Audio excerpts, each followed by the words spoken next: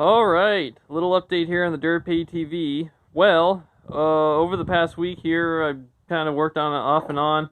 I think I reached a milestone where I pretty much got everything plumbed up. I mean, obviously, there's a lot more shit I can get going here with the plumbing side, like keeping lines clamped and whatnot. But for now, just to boost my morale, I'm just going to keep on plugging forward and moving on to the electrical side, just so I can get this thing moving under its own power. But here we got the fuel lines all plumbed, return and pickup. Just running off the rear main tank for now. Fuel lines, you can see they're routing up to there to your fuel filter. Everything has been clamped up now for the air intake and the charge air. So you got the intake here, round down to your turbo, and then the charge air kind of goes up underneath there, and up there to the intercooler, and then back down into your intake manifold for the TDI. So that's all pretty much buttoned up. Like I said, eventually I got to get these things clamped down, because we don't want that to be chafing or anything in the future. But for now, just keep on plugging forward. Same thing goes for the radiator side. That's all plumbed up. You can kind of see what I got going on here for the air bubbles. We'll see how this works. Really the only concern I had was the water pump getting the coolant up to the rad, so see what happens there. This guy right here is just the crankcase ventilation, just being eco-friendly, shoving it back into the intake as it was designed.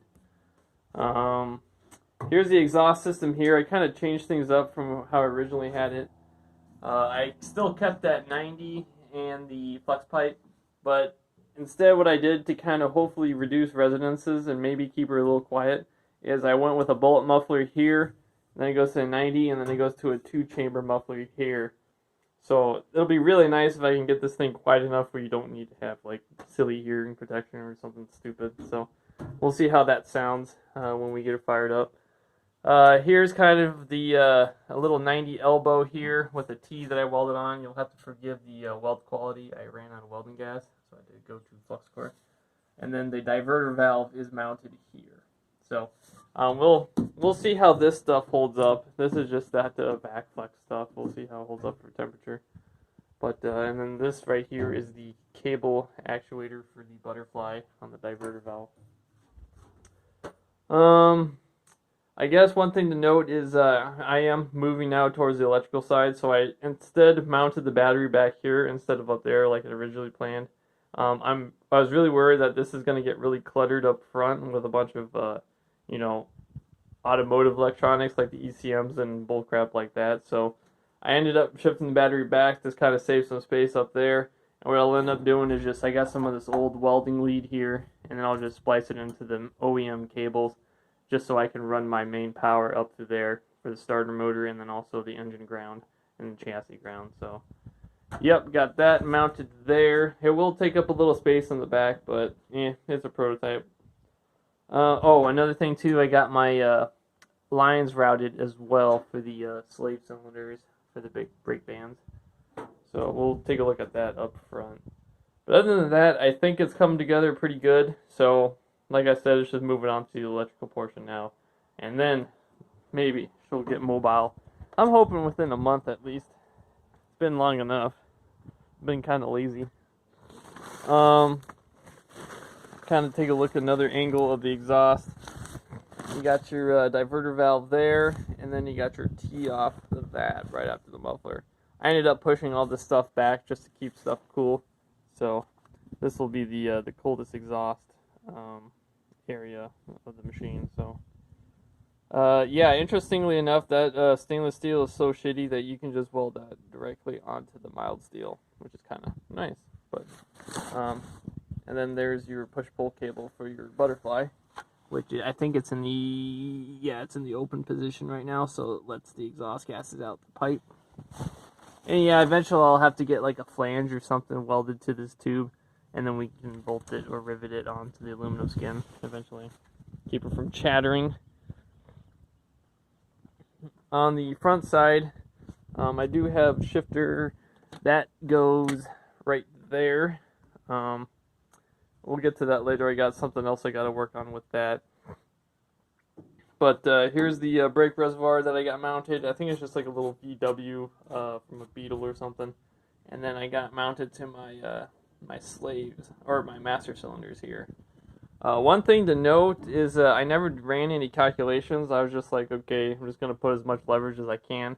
But the downside with, of course, more leverage is it requires more throw. So that's kind of annoying. There's probably about maybe 10 inches of throw there, 10 or 12 inches of throw.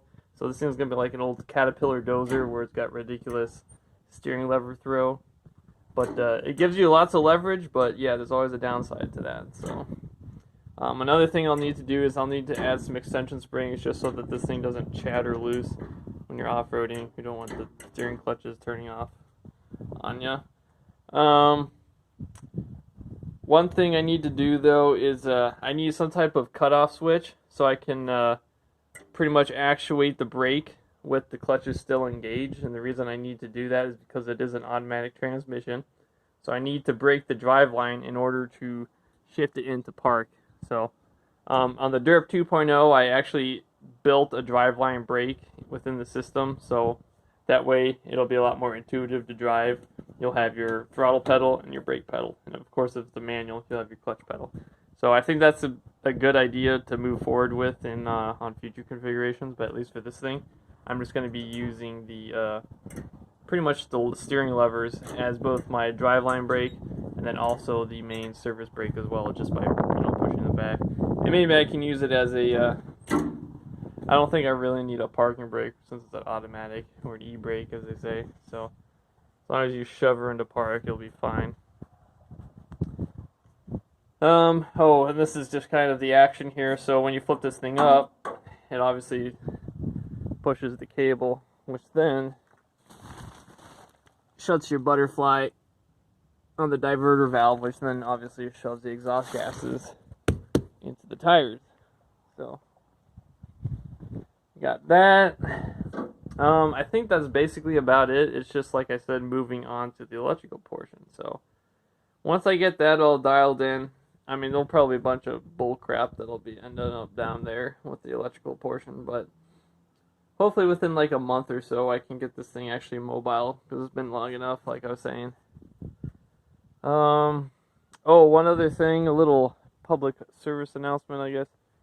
On these Chinese tires, I was expecting not the best quality, but these things have been sitting outside for about probably 6 to 8 months, and they are showing some signs of weather checking, which is kind of disappointing, but I kind of anticipated that at the same time. But if you ever go on the Russian forums, they've also had, concerns with tire quality from China, which is why a lot of them are now going domestic production. Like, the only reason I bought these is because they were available, and there's really the only thing available in the States. But nowadays, after about a year or so, there's a lot more tire options becoming available. You have Alexei Gagarashin's new AG2 tires, and I heard through the grapevine that Sherp tires are now available for free sale. And you also got the Trom 16s that are kind of lowering down in price now as well. So there's a lot more options, Russian and maybe potentially American in the future. I'm not sure if anyone's investing in molds, but maybe eventually. But yeah, definitely if I ever order new tires, they'll probably not be Chinese, because yeah, it's just a quality issue that I don't like. But these are just what I had available, so just a prototype. Yeah, I think that's about it.